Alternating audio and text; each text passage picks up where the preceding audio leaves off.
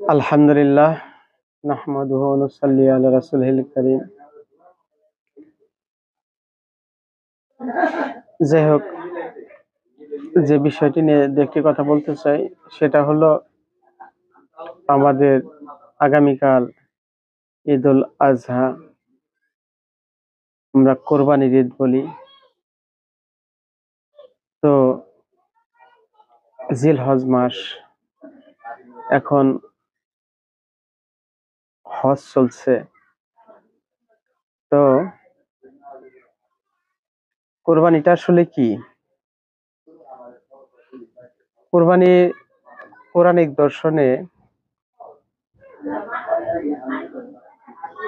উৎসর্গ করা, ত্যাগ করা, বা কোরআনে জবে শব্দ পাওয়া যায়, যেটাকে কোরবানির সমর্থক ধরা হয়। এবং সূরা কাউসারের ভিতরে আমরা পাই অনহার, অর্থাৎ নহর প্রবাহিত করে যে উৎসর্গ আল্লাহর জন্য, আল্লাহর নামে, এটা বলা হয় যে কুরবানি হবে একমাত্র আল্লাহর জন্য। তো আমাদের সমাজে এটা নিয়ে অনেক বিতর্ক আছে, অনেকে ব্যক্তি নামে কোরবানি নিয়ে বিতর্কিত আলোচনা করে। আলোচনা যারাই করুক, দাতা হিসেবে ব্যক্তির নাম থাকে, কিন্তু প্রকৃতপক্ষে কোরবানিটা হয়, উৎসর্গ হয় একমাত্র আল্লাহর সন্তুষ্টির জন্য। আর এখানে যেটা, সেটা আল্লাহর সন্তুষ্টিটা কিভাবে হবে? এখন যদি আমি কোরবানি করলাম একটা পশু, আর আমার ভিতরে সেই পশুর স্বভাবটা থাকে, পশুর মনোভাব নিয়ে পশু জবাই করলে এর মধ্যে কি সুফল পাওয়া যাবে? অর্থাৎ আর্থিকভাবে একটি পশু কিনে কোরবানির মধ্য দিয়ে, এটা নতুন শুরু হয়েছে তা না, একবারে আদিকাল থেকেই এই কোরবানির প্রথা বা উৎসর্গের যে প্রথা শুরু হয়েছে। আমরা মুসা আলাইহিস সালামের কোরবানির একটি দৃষ্টান্ত জানতে পারি। তিনি তার কওমকে বলল যে তোমরা এমন একটি বাকারা, আমাদের কিন্তু সূরা বাকারা অর্থাৎ বকনা বাছুর, বা এমন একটা গরু যেটা একবারে নাবালক বা শাবক এরকম না, আবার একবারে বৃদ্ধ না, যৌবন প্রাপ্ত, যেই গরু কখনো কোনো হাল চাষ করা হয় নাই, আর যেটি কোনো সংসারের কাজকর্মে লিপ্ত হয় নাই। তো বিষয়টা বোঝা যাচ্ছে আসলে রূপক শব্দে এই বাকারা আসলে আমাদের এই হলুদ, সেটা হবে গাঢ় হলুদ বর্ণ, পীতবর্ণ। তো সেই গাঢ় হলুদ বর্ণের যে গাভী বা বকনা বাছুর যাই বলি, সেটাকে উৎসর্গের মধ্য দিয়ে তার উৎসর্গকৃত অংশ দ্বারা কোনো মৃতের উপর আঘাত করলে সে মৃত জীবিত হয়। এই মারাত্মক যে কোরবানির হাকিকত। আর আমরা যে কোরবানির চলন এখানে আমরা যেটা, সেটা ইব্রাহিমীয় দর্শনে রয়েছে, যে তিনি তার পুত্র ইসমাইলকে তিনি আল্লাহর রাস্তায় কোরবানি করতে নেন, আল্লাহর ইচ্ছায়। তিনি ওহীপ্রাপ্ত হয়ে অথবা স্বপ্ন দ্রষ্টা হয়ে তার প্রিয় মহব্বতের বস্তুকে কোরবানি দেওয়ার জন্য যে বিষয়টা নিয়ে এই কোরবানির প্রচলন হয়, এটা নিয়ে আমাদের সমাজে এই পশু কোরবানিটা কিভাবে প্রচলিত হয়েছে, সেটা হয়তো পূর্ববর্তী ধর্মের বা পূর্ববর্তী যে নবী রাসূলদের জামানা, সে জামানায় ছিল এই কোরবানি। কিন্তু প্রকৃত পক্ষে ইব্রাহিম আলাইহিস সালাম যে জান্নাতি পশু কোরবানি করলেন, এই পশুটা প্রকৃতপক্ষে হাকিকতে একজন মানুষ, একটা মানবী জান্নাতের ভিতরে এই পশুটা রয়ে গেছে। তো নফসে আম্মারা, যে পশু প্রবৃত্তি গুলা, এটা যদি একটা মানুষ তার গুরুর কাছে গিয়ে আত্মসমর্পণের মধ্য দিয়ে এই প্রবৃত্তিকে ফানা করতে পারে, নাশ করতে পারে, তাহলে তার প্রথমে একটা কুরবানি হয়ে যায়। আর আমরা যেটা শরীয়তি ভাবে কোরবানি করি, পশু কোরবানি বা যেভাবে কেন, এটার মধ্যে ফজিলত হলো এটুকু, এর মধ্য দিয়ে নিজে ব্যক্তি তার আর্থিক অপচয় বা আর্থিক আহ ব্যয়ের মধ্য দিয়ে সমাজে যারা নিগৃহীত, নিষ্পেষিত বা দুঃখী গরিব জনগোষ্ঠী, সেখান থেকে খাদ্যের আকারে এই মাংস ভোগ করে, তাতে নিজেরা যারা খাইতে পায় না তাদের জন্য এটা অবশ্যই কল্যাণ নিহিত আছে, এটা একটা দানের মধ্যে পড়ে। তো বিষয়টা হয়েছে, আমি যেহেতু সুফিবাদী পথের মানুষ, সেই হিসেবে প্রত্যেকটা মানুষ বাহ্যিক পশুটি কুরবানি করার পাশাপাশি নিজের মধ্যে নফসে আম্মারা, পশু প্রবৃত্তি গুলা, সেগুলাকে যদি আমরা জবেহ করতে পারি, কুরবানি করতে পারি, তাহলে অবশ্যই কোরবানি সফল পেতে পারি। এটা প্রাথমিক মঞ্জিলের একটা কোরবানি। এছাড়া এই আম্মারা নফসকে বা পশু প্রকৃতিগুলিকে কুরবানির পরেও যারা সাধক, উচ্চ পর্যায়ের মহাপুরুষ, তারা কতল কর্ম, অর্থাৎ এর মধ্য দিয়ে, আত্মবিনাশের মধ্য দিয়ে তারা মুতমাইন্না নফস, অর্থাৎ আমি আমার প্রভু, এই দুয়ের ভাব অতিক্রম করে মুতমাইন্না নফসকে হাইয়ুল কাইয়ুম এই শব্দের মাধ্যমে কোরবানি করে বান্দা রব্বানি হতে পারে, প্রভুময় হতে পারে, আল্লাহর রঙে রঞ্জিত হতে পারে। এরকম ব্যক্তি, তারাই প্রকৃতপক্ষে মৃতকে জীবিত করতে পারে। এখন এই মৃতকে জীবিত করার যে পদ্ধতি পূর্বকাল থেকে শুরু হয়েছে, মুসা আলাইহিস সালাম বা আমরা যে অন্যান্য আমলে যে আলোচনাগুলো পাই, এখন এই মৃতকে জীবিত করা আসলে কি আমরা প্রকৃতপক্ষে আমরা জীবিত? আমরা প্রকৃতপক্ষে সংসারের মধ্যে এমন ভাবে লিপ্ত, আমাদের চেতনা শক্তি নাই বললেই চলে, আমরা এক রকমের মৃত মানুষ। এর জন্য রুমি বলেছেন, দেল বাদাস্ত আওরাত কে হস আকবরাস, আজ হাজারা কাবা এক দেল বেহতারাস। অর্থাৎ যে নিজের দেলকে এখতিয়ার করতে পারিয়াছে, যে নিজের দেল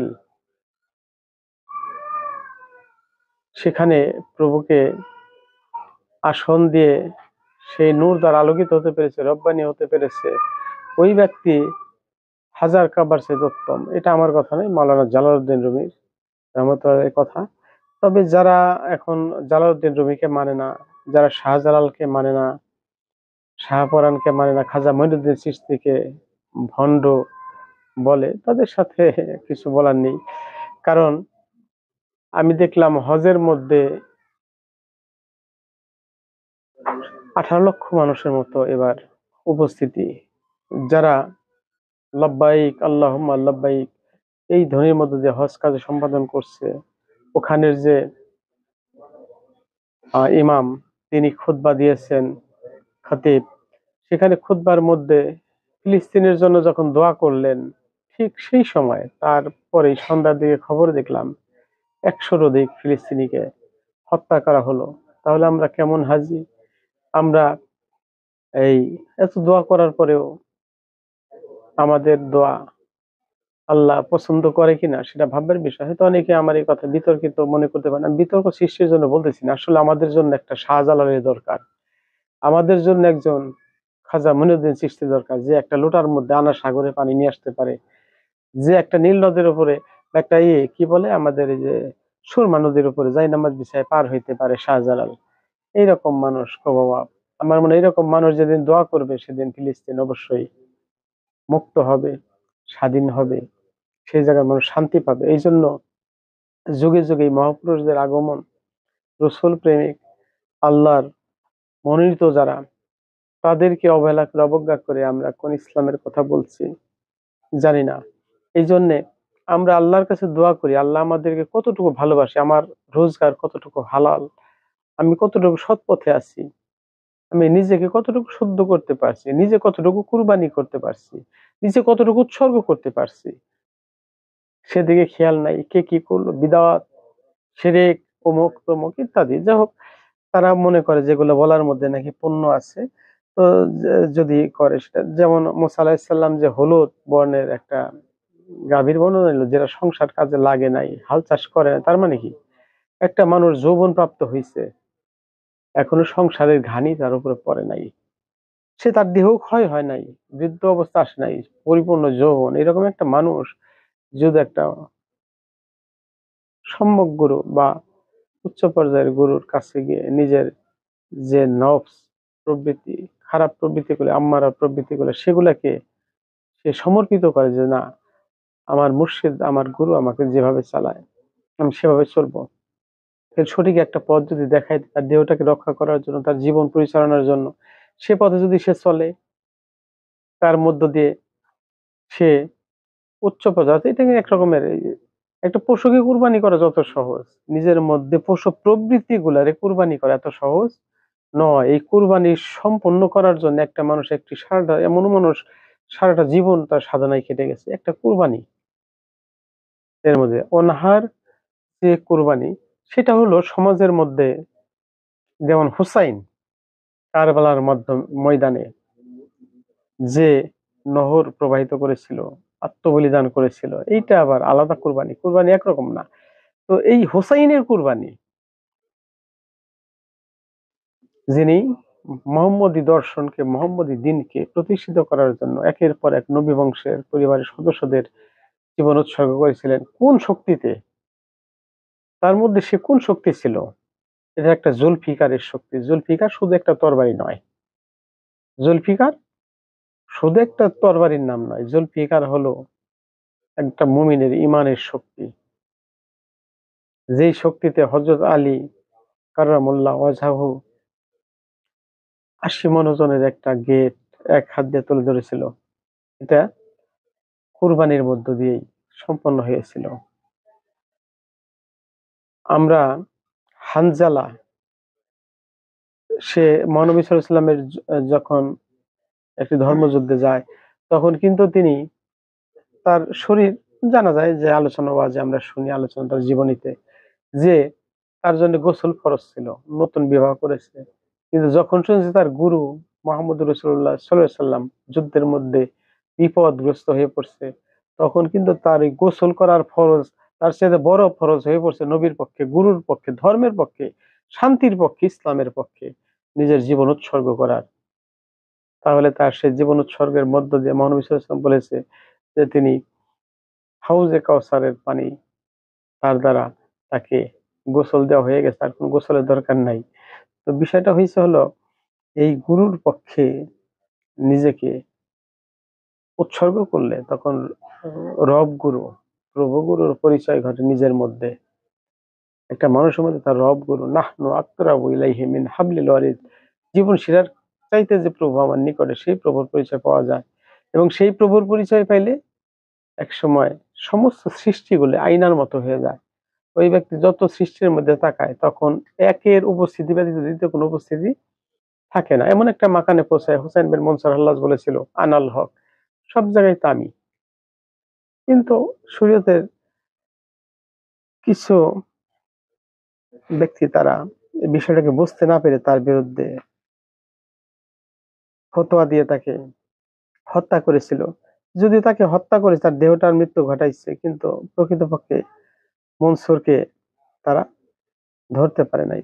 তাহলে যেই গরুটা কৃষি কাজে, মানে যেই ব্যক্তির দেহটা এখনো ভাঙ্গনগ্রস্ত হয় নাই, যৌবন প্রাপ্ত হয়েছে, সবুজ, এখানেই গাঢ় হলুদ, মানে এটা যৌবনের রং, যৌবনোদ্দীপ্ত একটা সময়। এইরকম সময় যদি মানুষ তার নফসে আম্মারার প্রবৃত্তি গুলোকে সুসংগঠিত করে, এটাকে বিনাশ করা মানে আমি তা বলছেন, এটাকে যেমন আগুন, আগুন দিয়ে যদি ব্যবহার কেউ না জানে, বাড়িঘর জ্বালাই দেওয়া যায়। আবার যদি কেউ ভালো ব্যবহার জানে, তাহলে আগুন দিয়ে রান্না করে খাওয়া যায়। অনেকে এই বিষয়গুলোকে বুঝতে পারে না, যে আসলে এই ফানার মঞ্জিল গুলা, মোকাম গুলা, যদি আমি একটা মঞ্জিল থেকে একটা মঞ্জিলে যাই, তাহলে তার মধ্যে কি প্রবৃত্তি গুলা থাকে না? থাকে তো, সবগুলোই ব্যবহার করার অনুমতি থাকে, কিন্তু সে তো ব্যবহারের সুনিয়ন্ত্রিত ব্যবস্থা তার কাছে আছে। কিন্তু যেই ব্যক্তি এগুলোকে ব্যবহারের কায়দা কৌশল জানে না, সে তো নিজে পথভ্রষ্ট হয়ে আহ যাওয়ার সম্ভাবনা থাকে। যাই হোক, তাহলে এই কোরবানি মৃতকে জীবিত করার একটা চিরন্তন ব্যবস্থা। বস্তু জগতের মানুষ জীবিত নয়, আমি যে কথা বলেছিলাম, এই জবেহ প্রক্রিয়ার মধ্য দিয়ে এই মৃত মানুষগুলা জীবন্ত হয়। সূরা আনফালের 8 নম্বর সূরা 24 নম্বর আয়াতে দেখবে যে তোমরা আল্লাহ এবং আল্লাহ রসুলের ডাকে সাড়া দাও। তাহলে সেই সাড়ায় যদি কেউ সাড়া দেয় তাহলে কি করে? এই রসুল ওই ব্যক্তিকে কি করে? জীবন্ত করে, প্রাণবন্ত করে তোলে। তার মানে কি? তাহলে যে রসুল মহাজীবন্ত, যাকে অনেকে আবার বলে যে নবী মরে গেছে, যেমন নাকি শুনলাম সেদিন এক বক্তা বলল যে তার লাঠির যে ক্ষমতা আছে মহানবী সাল্লাল্লাহু আলাইহি সাল্লামের, মৃত মহানবী সাল্লাল্লাহু আলাইহি সাল্লামের নাকি সেই রকম কোনো ক্ষমতা নাই। নাউজুবিল্লাহ। কারণ যারা রসুলকে, নবীকে মৃত মনে করে, একটা মহাগুরু যারা আল্লাহর পথে কতল হয় তারাই মৃত না। ইউকতালু ফি সাবিলিল্লাহ, যারা আল্লাহর পথে কতল হয়ে গেছে, লা ইয়ামুতু বাল আহইয়াউন, তারা মৃত নয় বরং তারা জীবন্ত। ইনদা রাব্বিহিম ইউরজাকুন, রবের কাছে রিজিক প্রাপ্ত। যাই হোক, আমি আলোচনা বড় করতে চাই না, শুধুমাত্র কোরবানি। এখন আমরা এত দোয়া করি, আমাদের দোয়া কবুল হয় না কারণ আমাদের কোরবানি হয় নাই। কোরবানি যদি হতো, আল্লাহ যদি কবুল করতো, তাহলে আমরা মৃতকে জীবন্ত করতে পারতাম। কিরকম? আল্লাহর অলিগণ এই মৃত জগতের, বস্তু জগতের মানুষগুলারে মানে এই আধ্যাত্মিক পথের মধ্যে নিয়ে জীবন্ত করে দেয়। আর ইসলামের অর্থই হলো মৃত্যুকে জয় করা, মৃত্যুঞ্জয়ী হওয়া। ইসলামের প্রকৃত অর্থ মৃত্যুঞ্জয়ী হওয়া। অনেক মানুষ মনে করে ইসলাম মানে আত্মসমর্পণ। আত্মসমর্পণ এটা হলো প্রাথমিক একটা অবস্থা। সমর্পিত না হলে তার কোরবানি কিভাবে হবে? আর কোরবানি না হলে সে তো জীবন্ত হইতে পারবে না। তাহলে মৃত্যুঞ্জয়, মৃত্যুকে জয় করা, জবে প্রক্রিয়ার মধ্য দিয়ে মৃত্যুকে জয় করার যে পদ্ধতি, এটি হলো প্রকৃতপক্ষে এবং প্রত্যেকটা উম্মতের জন্যই এই কোরবানি নির্দিষ্ট ছিল। তোমার 22 নম্বর সূরার 34 নম্বর আয়াতে ইব্রাহিম আলাইহিস সালাম এমন একটা কোরবানি কি বলে, মানে বস্তু জগতের মানুষ যে মৃত জবের প্রক্রিয়ার মধ্যে যে জীবন্ত হয়, এটা এখানে আছে কোরআনের ভিতরে। এবং ইব্রাহিম আলাইহিস সালাম যে কোরবানি নজির স্থাপন করলেন এই ইনসানিয়াত জাগ্রত করার জন্য, এখানে ইসমাইলকে যদি কোনো ব্যক্তি যায় কইতো আমি স্বপ্নে দেখছি তোমার জবে করতেছি আল্লাহর রাস্তায়, ওই ব্যক্তির কথা কি ইসমাইল যাইতো? ইসমাইল এখানে গেছে হলো তার পিতা, তিনি জানে যে আমার, যদিও তার জন্মদাতা পিতা, কিন্তু এখানে তার গুরু, একজন রসুল, একজন নবী ইব্রাহিম আলাইহিস সালাম, তিনি যখন বলছে তার ভক্ত ইসমাইল এখানে এক বাক্যে রাজি হয়েছে। সেটা কিভাবে? জান্নাতি পশুটাকে না পরবর্তীতে কুরবানি করে দিল। আসলে এখানে একটা রহস্য, বিশাল রহস্যময় ব্যাপার। সেটাকে আমরা সামনে না এনে শুধু বাহ্যিক বিষয়টা নিয়ে রয়েছি, কারণ বাহ্যিকটার ভিতরে ভোগ আছে, এখানে প্রতিযোগিতা আছে, কে কত দিয়ে কিনলো গরু। একজনে কিনছে, মনে করো আরেকজনের সাথে প্রতিযোগিতা, যে তুই কত কিনছোস, এত, আমি আজকে এত দিয়ে নিয়ে আসলাম। তার মানে যে একটা আর্থিক অহংকার। ধর্ম শুধুমাত্র অর্থের সাথেই সংযুক্ত তা নয়। আমার এই কথায় বিভ্রান্ত হওয়ার কিছু নাই। সেটা হলো ধর্ম, নামাজ, রোজা, হজ, যাকাত, কালেমা, এই বিষয়গুলো সবার জন্য প্রযোজ্য। এখন একটা কথা আছে, যার সেই গৃহে যাওয়ার ক্ষমতা আছে সে যেন হজ করে। আচ্ছা ধরো এখন যে ঠিকই তো বলছে, দেল বদাস ঔরতকে হজ আকবার, যার দেল সম্পর্কে কোনো জ্ঞান নাই, যে নিজের দেলকে ইখতিয়ার করতে পারে নাই, দেলের দখল, মানে ওইখানে প্রভুর নূর দ্বারা নিজের এই অন্তর্জগৎ দেল। আমি কোন সময় কিন্তু এক খণ্ড মাংস পিণ্ড, হৃৎপিণ্ড, এইটারে আমি দেল, এটা বস্তু জগৎ দেহ চালনার একটা দেল, কিন্তু এটাকে আমি প্রকৃত দেল মনে করি না। দেল হলো সেটা যেটা বিশ্ব ব্রহ্মাণ্ডের তত্ত্ব যেখানে আছে, আমি পূর্বে কোন আলোচনায় বলেছি। অর্থাৎ বিশ্ব ব্রহ্মাণ্ড যেখানে সকল আমার যে সমস্ত আলমে আমি বিচরণ করছি, ওই সমস্ত তথ্য আমার ওই দেলের মধ্যে সংরক্ষিত আছে। তো ওই জগতের মধ্যে যার প্রভুর দর্শন হয়েছে, ওই ব্যক্তির হলো আকবরী হজ হয়েছে। আর নফসে মুতমাইন্না, অর্থাৎ আম্মারা নফস থেকে, আম্মারা নফস পশু প্রবৃত্তির স্বভাবগুলিকে কতলের মধ্য দিয়ে, কুরবানির মধ্য দিয়ে যে ব্যক্তি মুতমাইন্না উত্তীর্ণ হইল, এরকম ব্যক্তি উমরা হজের মতো একটা অবস্থায় পৌঁছাইলো। হয়তো আমাদের অনেক ভাইয়েরা এর মধ্যে মানে বিদআত, শিরক এরকম কথা বলে থাকবেন, বলতেই পারেন, যেহেতু আমরা সুফিবাদী মানুষ, এই কথাগুলোকে বোঝার জন্য অনেক জ্ঞানের দরকার। এই জন্যে আমরা পবিত্র, অনেকে বলবে তাহলে কি পবিত্র কাবায় কি হজের দরকার নেই? দরকার আছে। এখানে গেলে, ওইখানে যারা যায় ওখানে গেলে তাদের মনের গতিপথ পরিবর্তন হয়, কল্পনা অটোমেটিকলি থাকে না, ওইটা একটা আল্লাহর নিদর্শন। বিশ্বের মুসলিমদেরকে একটা আহ দিকে সমবেত করার, দলবদ্ধ করার একটা স্থান কাবা। ওখানে রয়েছে মাকামে ইব্রাহিম। কোরআনে এসেছে তোমরা মাকামে ইব্রাহিমকে মুসাল্লা অর্থাৎ সালাতের স্থান হিসেবে গ্রহণ করো। মাকামে ইব্রাহিম কোনটা? যেখানে ইব্রাহিম আলাইহিস সালাম পা রেখে কাবা ঘর নির্মাণ করেছিলেন, সেটা স্মৃতিচিহ্নটা রয়েছে, সেটা মাকামে ইব্রাহিম। তাহলে সেটাকে মুসাল্লা করতে গেলে, এটা হাকিকতি ভাবে যদি ব্যাখ্যা করা হয়, প্রকৃতপক্ষে এটা হলো একটা ইব্রাহিমকে, সে একটা মহাপুরুষ, অর্থাৎ একটা মহাপুরুষের কদম চিহ্ন, তিনি কিভাবে চলেছে, কিভাবে আল্লাহ প্রাপ্ত হয়েছে, সেই পথটাকে তোমরা নিজের সলাতের মুসাল্লা হিসেবে গ্রহণ করো। এই জন্য বিষয়গুলোকে বুঝতে হবে। ইব্রাহিম এখানে একটা মহাগুরু। ইসমাইল কুরবানির মধ্য দিয়ে আসলে জীবন্ত হয়েছে। ইসমাইলকে কুরবানির মধ্য দিয়ে জীবন্ত করা হয়েছে। এটা জীবন একমাত্র গুরু, মহাগুরু পর্যায়ের ব্যক্তিরাই দিতে পারে, সাধারণ ব্যক্তির পক্ষে এটা সম্ভব নয়। এখন যদি প্রশ্ন করা হয় জান্নাতি পশু আনা হইলে, এটা জান্নাতি পশু, জান্নাত তো একটা না, না কয়েকটা, কয়টা? সাতটা। বেহেশত হলো আটটা, দোজখ বলা হয় সাতটা। যাই হোক, সাতটা হোক আটটা হোক, তাহলে এই জান্নাতি অবস্থার মধ্যে, বসো, এই জান্নাতি অবস্থার মধ্যে অর্থাৎ কোন বেহেশত থেকে, কোন জান্নাত থেকে তাহলে পশুটা আনলো? আমার একটা গজলের মধ্যে লিখলাম যে কইলো প্রিয় বস্তু কোরবানি দাও, যে প্রিয় বস্তু কোরবানি দিতে ইসমাইলকে কেন শোয়াইলো? কোন বেহেশতে কয়টি পশু, কয়টি কোরবানি হইল? গোস্ত কয় বাট হইল বলো, কে কে খাইল? তাহলে গোস্তটা অবশ্যই জান্নাতি পশুর গোস্ত বাট হয়েছিল, তাই না? তাহলে বাট হয়ে থাকলে সেই গোস্তটা কে কে খাইলো, কয় বাট করলো, এটা একটা হিসাব বোঝা দরকার। তো সেই জান্নাতি পশুর গোস্ত আমরা কি খাইতে পারছি? এই জন্যে আমাদের কুরবানিতে সফলতা আসতেছে না। আমরা হজ করি, দোয়া করি, আমাদের দোয়া কবুল হচ্ছে না। আমাদের হজ হয় কি না হয় আমরা বুঝতে পারতেছি না। 18 লক্ষ মানুষ একটা দেশের জন্য দোয়া করে, অথচ সেই দেশে সেই দোয়ার দিনেও প্রতিদিন 100-র উপরে করে ফিলিস্তিনি হত্যা করা হচ্ছে, অথচ প্রকাশ্যভাবে তাদের জন্য দোয়া করা হইলো।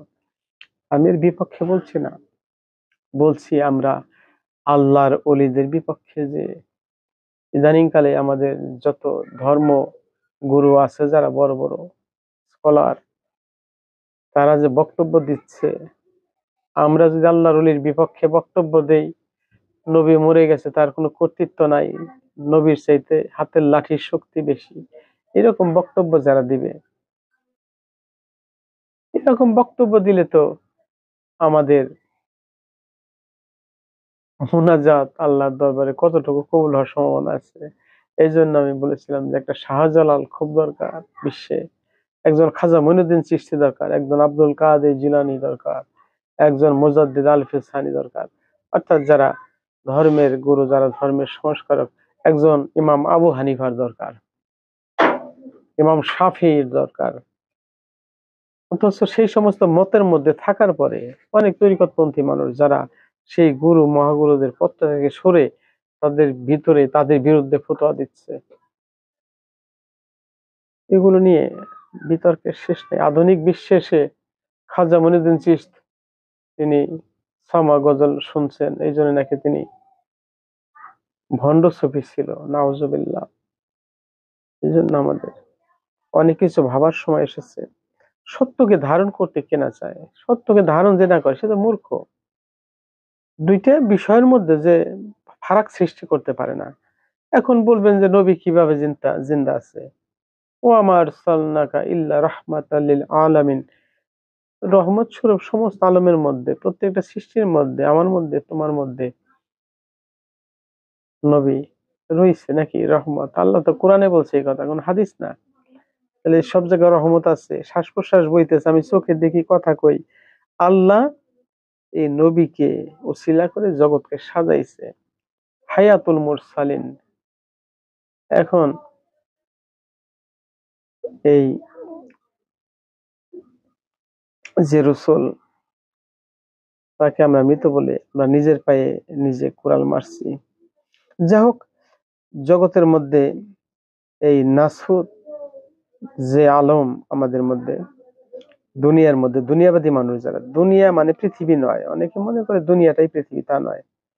দুনিয়া মানে হলো আমৃত্যুযুক্ত একটা অবস্থা। এই জগৎটার নাম হলো আলমে নাসুদ। আলমে নাসুদ, এটার মধ্যে যে কাজ করে সে হলো নফসে আম্মারা, আর এর যে কর্তা রুহু হায়ানি, মানে হায়ানি যে কর্তা সে। এই জন্য এরকম মানুষ, দৃশ্যমান মানুষ হলো পশুর চাইতে কোনো কিছুতে উৎকৃষ্ট না। একমাত্র মুতমাইন্না নফস যার, যার রুহু ইনসানি, এইরকম পর্যায়ের ব্যক্তি মানুষ, ইনসান। এই ইনসান ইনসাফ দ্বারা প্রভুর পরিচয় অর্জন করে। এই ইনসানই কিন্তু কেবলমাত্র কি করতে পারে, এই জবে বা কোরবানি, বসো, এখানে কোরবানি আত্মবলিদানের মধ্য দিয়ে এই ইনসানই কেবলমাত্র পরিপূর্ণরূপে আল্লাহর রহস্য জানতে পারে, আল্লাহর পরিচয় জানতে পারে, মুক্তির দরজায় দাঁড়াইতে পারে। এছাড়া অন্যান্য জীবের জন্য কোরআনেও দর্শন তাই, জমা খালাক্তুল জিন্না ওয়াল ইনসা ইল্লা লিয়াবুদুন, নিশ্চয় আমি জিন এবং ইনসানকে আমার ইবাদত করার জন্য সৃষ্টি করেছে। সৃষ্টির ধাপের মধ্যে এই দুইটা জাতি এমন জ্ঞান বুদ্ধি প্রজ্ঞার মধ্যে রয়েছে, যেটা নাকি তারাই জান্নাতি একটা পর্যায়ে তৈরি করতে পারে, অর্থাৎ জান্নাতি অবস্থানে যেতে পারে। তাছাড়া অন্যান্য জীবের যেতে সম্ভাবনা নাই, এই জন্য তাদের জন্য ইবাদত করার কথা নির্দিষ্ট করে বলেন। অথচ আসছে কোরআনে, ওয়ান নাজমু ওয়াশ শাজারু ইয়াসজুদান, এই তারকা বা বৃক্ষলতা, গাছপালা ইত্যাদি সবকিছু সেজদা করে। এখন তাদের তো যদিও সেজদার জন্য বানানো হয় নাই, তারপর তার সেজদা করে, কারণ তারা সৃষ্টির সীমানার বাইরে যাইতে পারে না। এই জন্য আমি যে বিষয়টা আলোচনা করার চেষ্টা করলাম সেটা হলো এই হজ। হজ একটা আত্মিক সফর, সেই ঘরে যাওয়ার যার ক্ষমতা আছে সেই হজ করবে। এখন যাওয়ার ক্ষমতা যদি কেউ অর্থ দিয়ে নির্বাচন করে, যা টাকা পয়সার সাথে যুক্ত না, আধ্যাত্মিকে এই ক্ষমতা সক্ষমতা নির্ভর করে কার ইলম কতটুকু, সে কতটুকু মুমিনের দরজায় পৌঁছতে পারছে। এই 18 জিলহজ আমরা হয়তো এই এই এই জুনের 15 তারিখে আমাদের ঝিটকা বাজারে বাস স্ট্যান্ডে আমরা ঈদে গাদির খুম, অর্থাৎ গাদির খুমে মহানবী সাল্লাল্লাহু আলাইহি সাল্লাম তার সাহাবায়ে কেরামদের নিয়ে বিদায় হজের পরে ফেরার সময় মদিনার উপকণ্ঠে একটা নিচু জলাশয় লাগে, এটাকে দা পন্ড অফ খুম বা গাদির খুম, খুমে গাদির, ঈদে গাদির বলা হয় অনেক সময়। ঈদ মানে আনন্দ, মানে যেহেতু আলীকে, আলী কারমুল্লাহ ওয়াজহুকে মাওলাল মুমিনিন, মুমিনদের মওলা ঘোষণা করা হয়। রাসূল বলেন, মান কুনতু মাওলাহু হা হাজা আলিউন মাওলা, আমি যার মওলা আলী তার মওলা। অর্থাৎ এই আলীকে মওলায় দেওয়া, আনুষ্ঠানিকভাবে স্বীকৃতি দেওয়া, এইটা হলো বেলায়েতের সূচনা। যত তরিকত আসছে এইখান থেকে আসছে। যারা গাদিরে খুমে আলী কারমুল্লাহ ওয়াজহাহু তার এই বিশেষ মাওলায়েত প্রদানের অনুষ্ঠানটাকে স্বীকার করে না, এটা বিশুদ্ধ হাদিসের রিওয়ায়েতে এসেছে। এমনকি খুতবাতুল আহকাম, আশরাফ আলী থানভী সাহেব তিনি যে খুতবার বইটা তৈরি করেছে, সেখানে একটা সানি খুতবার ভিতরে দেখলাম যে মান কুনতু মাওলাহু ফাহাজা আলিউন মাওলা শব্দটা একটা খুতবার ভিতরে যুক্ত করেছে। তো এই যে আলীকে মাওলায়েত প্রদান, এখন এমন অনেক তরিকতপন্থী আছে নিজে মুরিদ হয় নাই, নিজে খেলাফত পায় নাই, অথচ এই আহ আলী কারমুল্লাহ ওয়াজহাহুর যে মওলায়েত দিবস, তাকে বিশেষভাবে মুমিনদের জন্য মওলা নিযুক্ত করার যে ঘোষণা, এই অনুষ্ঠানটা তারা করে, অথচ নিজে এই পথে নাই। এখন আমি যে পথে নাই সে পথের কথা যদি বলি, এটা মানুষ কতটুকু গ্রহণ করবে? অনেকে স্বপ্নে মুরিদ হয়, অনেকে স্বপ্নে খেলাফত পায়, স্বঘোষিত পীর হয়, কেউ সিলসিলা নাই। মাস্ট একটা তরিকতপন্থী মানুষের আগে জানতে হবে যে সে যে পীরের পিছনে ঘুরতেছে সেই পীরের সিলসিলা পরিষ্কার ভাবে, তার যে পীর তার যে পীর তার যে পীর এটা শাখা প্রশাখা আসছে কিনা, নাকি কোনোভাবে সে কাকতালীয় ভাবে জোড়া দিয়ে একটা বানাই দিল, এটা স্পষ্ট ভাবে দেখতে হবে।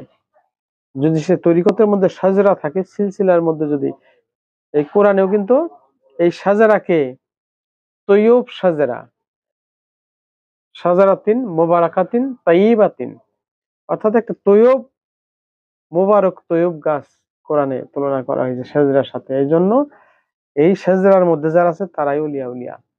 এই কারবালা হুসাইনের কুরবানির নহরের মধ্যে যারা না আসছে, এই পথটার মধ্যে যারা যারা মৌলা আলীর জুলফিকারের শক্তি সম্পর্কে যাদের ধারণা নাই, আত্মার শক্তি সম্পর্কে যাদের ধারণা নাই, যাদের শাহজালালের শক্তি, সে খাজা মঈনুদ্দিন চিশতির শক্তি, এখন অনেকে বলবো যে তাহলে আপনি কি আল্লাহকে ছেড়ে তাকে বড় মনে করেন? তা কখনোই মনে করি না। কারণ তাদের ব্যক্তিগত কোনো শক্তি ছিল না, তাদের যত শক্তি ছিল তাদের শক্তি হলো আল্লাহর শক্তি। এই জন্যই তারা অসম্ভবকে সম্ভব করতে পেরেছে, কারণ সেই শক্তিটা স্বয়ং আল্লাহ করছে, তারা হলো উসিলা। এই জন্য তাদের কাজ প্রকৃতপক্ষে আল্লাহরই কাজ, তাদের চলা, তাদের ধরা, তাদের কাজকর্ম, এই সমস্ত মহাগুরু উচ্চ পর্যায়ের মানুষের ব্যক্তির কাজ, এটা আল্লাহরই কাজ। এটা বুঝতে হবে, বুদ্ধির দরকার। আমরা এমন মুসলমান হয়েছি, আমাদের আত্মার শক্তি খুবই ক্ষীণ হয়ে পড়ছে। আমরা মানুষে মানুষে বিতর্ক, নিজেরা নিজেরা বিতর্ক তর্ক করে, হানাহানি করে, মারামারি করে, মানে এমন একটা অবস্থায় পৌঁছাইছি, আমাদেরকে এখন আর মানুষ ওইভাবে ভালোবাসে না। আর আমরা আল্লাহর দরবারে যতই, এখন যদি আমরা ভালো না হই, আমরা দোয়া করলে, আমরা প্রার্থনা করলে তার থেকে কতটুকু সুফল পাওয়া যাবে? সেখান থেকে ভালো কিছু আশা করা যায় না। এই জন্যে আমাদের জিনিসটাকে বুঝতে হবে, আমরা যেন এই কোরবানির সুফল, আগামীকাল যেহেতু মানে কোরবানি আমাদের বাংলাদেশ আজকে অনেকে করেছে সৌদির সাথে মিলে, তো আগামীকাল আমাদের অধিকাংশ মুসলিম, বাংলাদেশের মুসলিমরা হয়তো এই কোরবানি করবে। এখানে আল্লাহ পশুর, ওই কোরবানির পশুর রক্ত গোশত এগুলা কিন্তু আল্লাহর দরবারে পৌঁছায় না, পৌঁছায় হলো মনের তাকওয়া। তাকওয়াটা কি?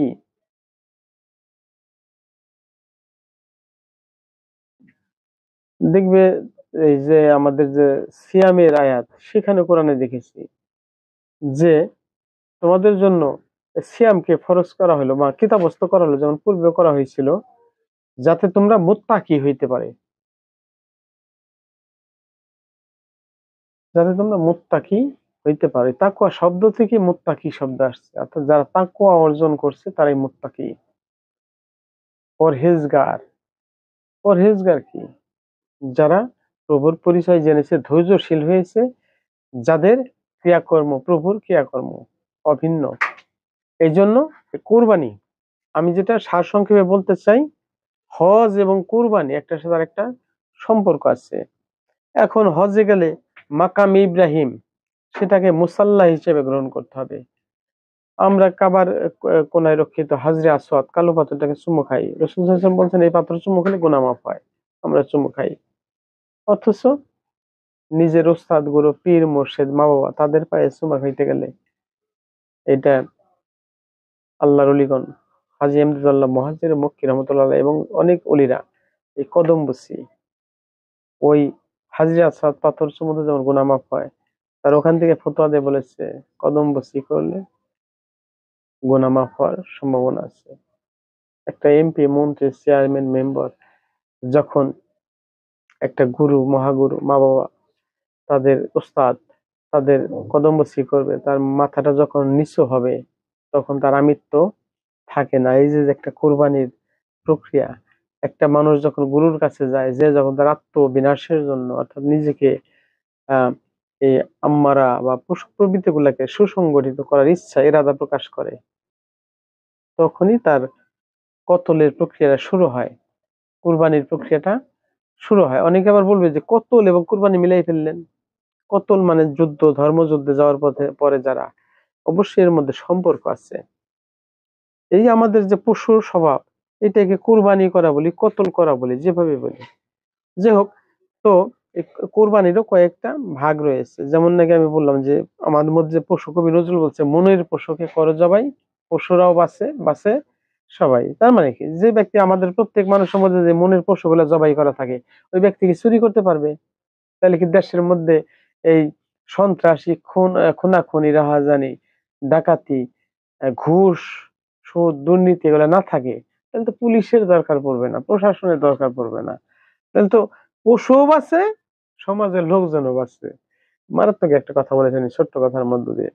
তো এটা প্রথম দিকের একটা কোরবানি।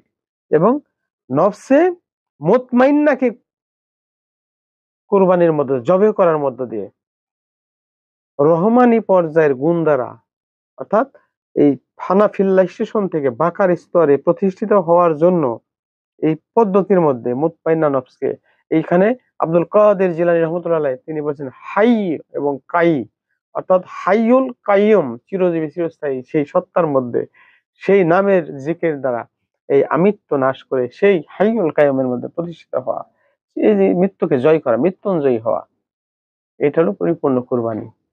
আর অনহার, নহর প্রবাহিত করা, এটা কারবালায় হোসাইন করছে। যুগে যুগে প্রত্যেকটা সমাজের মধ্যে এইরকম নিজের সমস্ত কিছুকে বিকিয়ে দিয়ে, বিনাশ করে দিয়ে মানুষের জন্য এই কোরবানি, এই পর্যায়ের কোরবানি, যাদের জন্য কাউসার নির্ধারিত।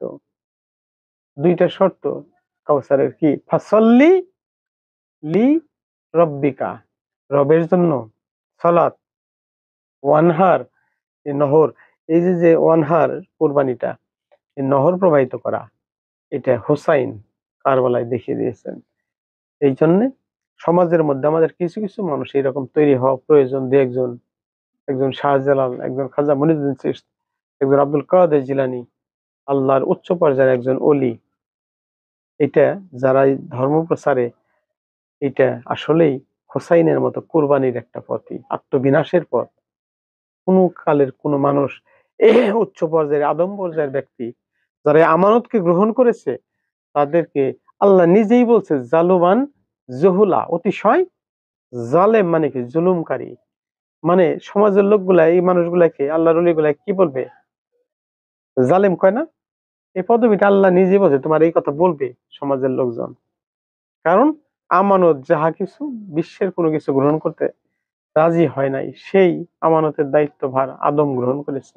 তাই আদম পর্যায়ের, উচ্চ পর্যায়ের, আল্লাহর পরিচিতি প্রাপ্ত, নূরে মুহাম্মদের আলোতে উদ্ভাসিত, মাকামে মাহমুদায় অধিষ্ঠিত মহানবী সাল্লাল্লাহু আলাইহি সাল্লামের জন্য যে মাকাম, সেটা নূরে মুহাম্মদের আলোতে যারা আলোকিত, সেই সিরাজাম মনিরের প্রদীপ থেকে, প্রজ্বলিত যে লণ্ঠনের বাতি থেকে আলোকিত ব্যক্তি, তারা নবী মুহাম্মদের শাফায়াতের কারণে তারা নবীর সাথে জান্নাতি। এজন্য ওই মাকামে অবস্থান করার কারণে মাহমুদা থেকে তারা অওয়াদ না হয়ে মাকামে ওরালোরা, অর্থাৎ চিরজীবী চিরস্থায়ী একটা মাকাম তারা লাভ করে।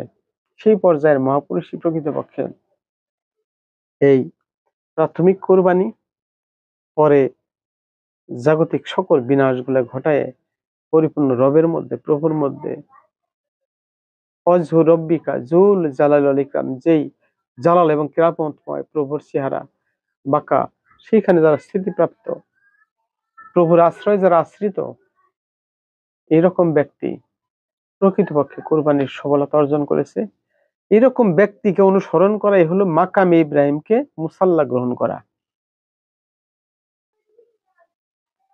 এই জন্যে আমাদের এই হজ, কোরবানি শরীয়তি ভাবে যেমন আছে, তদ্রুপ আত্মিক ভাবে প্রত্যেকটা মানুষের জন্য প্রযোজ্য।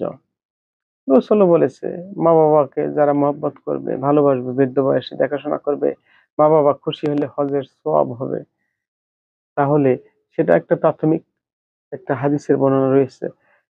তাছাড়া যারা এই গুরুর পথে আত্মবিনাশের মধ্য দিয়ে ইসলামে মৃত্যুঞ্জয় হয়েছে। ইসলাম মানেই হলো মৃত্যুঞ্জয় হওয়া, মৃত্যুকে জয় করা, মৃত্যুর জগৎ থেকে চিরজীবী একটা জগতের মধ্যে, জীবন্ত জগতে প্রবেশ করা। আমরা প্রকৃতপক্ষে, আমি যে বলতেছিলাম, আমরা প্রকৃতপক্ষে কেউ জীবিত নই। এই জীবিত হওয়ার জন্য জবে হওয়া, কুরবানি হওয়া আমাদের জন্য অবশ্য কর্তব্য। এই কুরবানি আমাদের যেই রক্ত, যেই গোশত আল্লাহর দরবারে পৌঁছায় না, যে তাকওয়া পৌঁছায়, সেই তাকওয়া অর্জনের মধ্য দিয়ে হয়। হ্যাঁ, আমি শেষে বলি, শরীয়তি ভাবে যে ব্যবস্থাপনা চালু আছে, আমি এর বিপক্ষে বলছি না, কারণ আমি কোনো ফাসাদ তৈরি করার পক্ষে না, কিন্তু সুফিবাদী ধারায় সেগুলো প্রয়োজন আছে আমাদের সমাজের স্থিতিশীলতার জন্য। কিন্তু প্রকৃতপক্ষে নিজের ব্যক্তিগত জীবনে যদি সুফল পেতে হয়, তাহলে আমাদের, আমি যেটা বললাম, আত্মবিনাশের মধ্য দিয়ে এক একটা স্তর অতিক্রম করে, আমাদের নফসের মঞ্জিল গুলাকে অতিক্রম করে, রহমানি গুণে গুণান্বিত হয়ে ফিতরাতিল্লাহিল্লাতি ফাতারান নাস আলাইহা, অর্থাৎ আমরা যেন আল্লাহর ফিতরাত দ্বারা পরিপূর্ণ প্রতিষ্ঠা লাভ করতে পারি। ধন্যবাদ।